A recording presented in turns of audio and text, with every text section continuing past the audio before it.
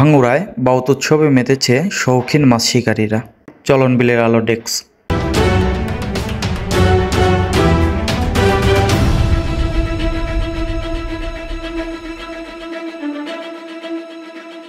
পাবনা, নাটোর, সিরাজগঞ্জ, কুষ্টিয়া, বগুড়া, টাঙ্গাইল সহ দেশের বিভিন্ন স্থান থেকে শৌখিন মৎস্য শিকারীরা এবারেও মেতেছেন চলন বিলের বাউত উৎসবে।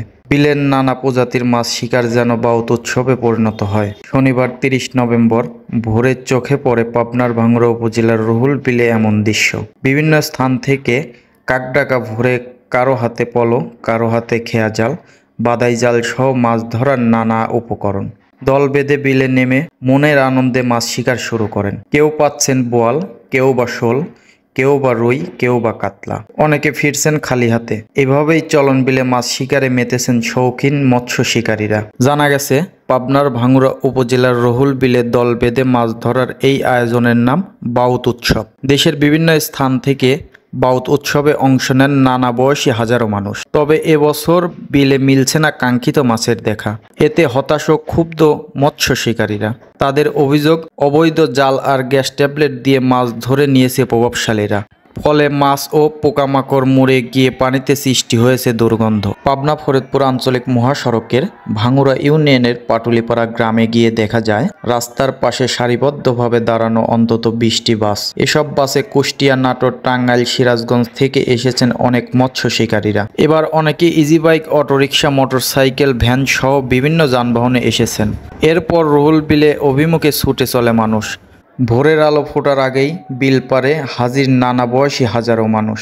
সবার হাতে পলো, ঠেলা জাল, বাদাই জাল সহ মাছ ধরার নানা উপকরণ। একসঙ্গে বিলে নেমে লোকজ রীতিতে মনের আনন্দে চলছে মাছ শিকার। দল বেঁধে মাছ ধরার এ আয়োজনে মৎস্য শিকারীদের ডাকা হয় বাউত। তাদের ঘিরেই উৎসবের নামকরণ। চলন বিল অঞ্চলের এমন উৎসব চলছে যুগের পর যুগ। খোঁজ নিয়ে আরও জানা গেছে, বন্যার পানি নেমে যাওয়ার পর নভেম্বরের শেষে অথবা ডিসেম্বরের শুরুতে মাসব্যাপী চলে এই উৎসব।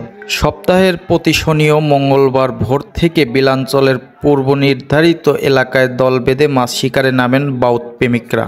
চলন বিলের রুহুল বিল, ডিকশির বিল, রামের বিল সহ বিভিন্ন বিলে মাসব্যাপী চলে এই বাউত উৎসব। বিভিন্ন বয়সী মানুষের উপস্থিতিতে বিল পারে তৈরি হয় উৎসবমুখর পরিবেশ। কে মাছ পেলেন, কে পেলেন না তা নিয়ে হতাশা নেই। তাদের কাছে আনন্দটাই বড় কথা। সিরাজগঞ্জ থেকে মাছ শিকারে আসা নয়ন আলী বলেন, বাউত উৎসবের কথা অনেক শুনেছি।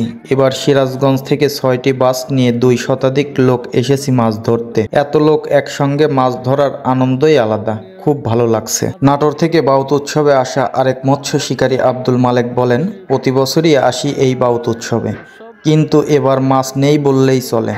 তবে আমরা মাছ পাই বা না পাই সবাই মিলে আনন্দ করি, এটাই ভালো লাগে। ফরিদপুর উপজেলার মাছ শিকারী আজহার আলী বলেন, প্রভাবশালীরা আগেই চায় না দুয়ারি কারেন্ট জাল দিয়ে সব মাছ মাইরা লিছে। পরে তারা বিলে গ্যাস ট্যাবলেট দিছে, যে কারণে ছোটখাটো মাছ যা আছে বেশিরভাগ মরে গেছে। পানিতেও দুর্গন্ধ মেলা, এজন্যই মাছ নাই এবার। বিলে বাউত উৎসব দেখতে আসা আশিকুর রহমান, নায়েব ইসলাম, ফিরোজ হোসেন, জুয়েল আহমেদ সহ কয়েকজন বলেন, বিলে যেভাবে গ্যাস ট্যাবলেট ব্যবহার করা হয়েছে তাতে দেশি মাছের প্রজনন নষ্ট হচ্ছে, জীব বৈচিত্র্য হারিয়ে যাচ্ছে।